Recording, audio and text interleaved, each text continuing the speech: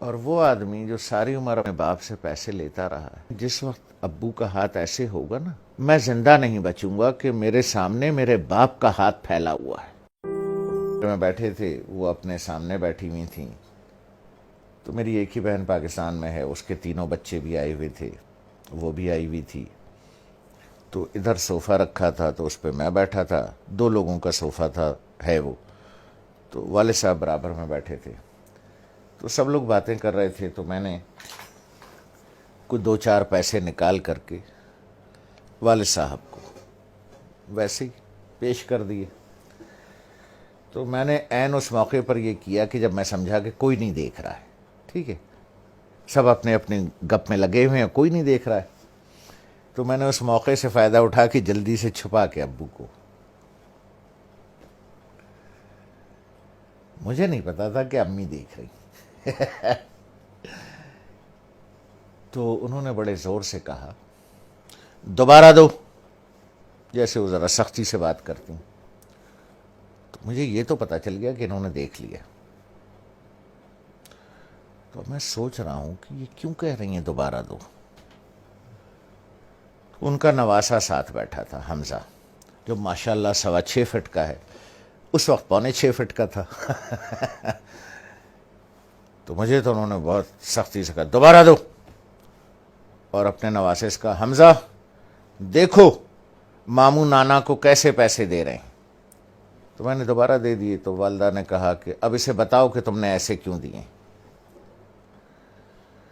تو میں نے کہا دیکھو بھائی حمزہ میاں، یہ میرے والد صاحب ہیں،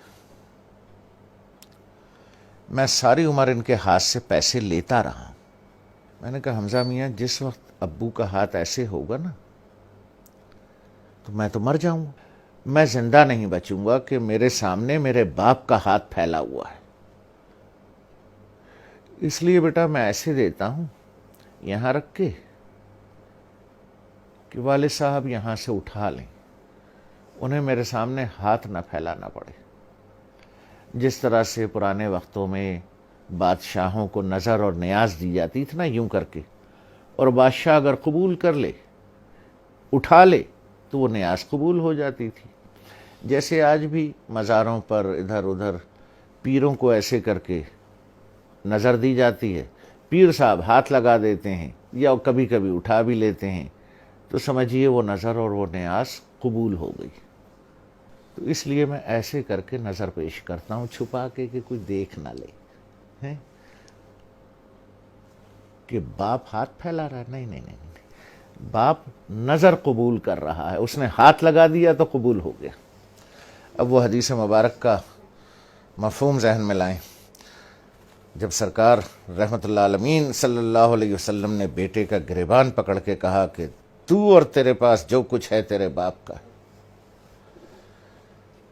لوگ بھاگتے ہیں، میں آخری بات کروں، لوگ بھاگتے ہیں وہ فلانے پیر صاحب سے دعا کرا لیں، ہیں جی، وہ فلانے مزار پہ دعا کر لیں، وہ پیر صاحب کا جھوٹا پانی پی لیں، ہیں جی، وہ پیر صاحب کی جوتیاں اٹھا لیں، بخشے جائیں گے، ثواب ملے گا۔ ارے یار، 2 عدد پیر تمہارے گھر میں بیٹھے ہیں،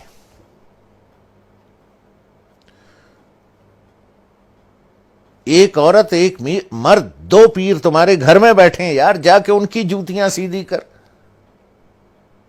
ان کا جھوٹا پانی پی، ان کے پیر دبا، پیر صاحب کے بجائے باپ کو نظر اور نیاز پیش کر، جا کے ابا کے جوتے پالش کر، ماں کی چپلیں سیدھی کر کے رکھ۔ 2 پیر گھر میں بیٹھے ہیں، ان کو چھوڑ کے اللہ کو ڈھونڈنے کہیں اور جاتے ہو، شرم نہیں آتی؟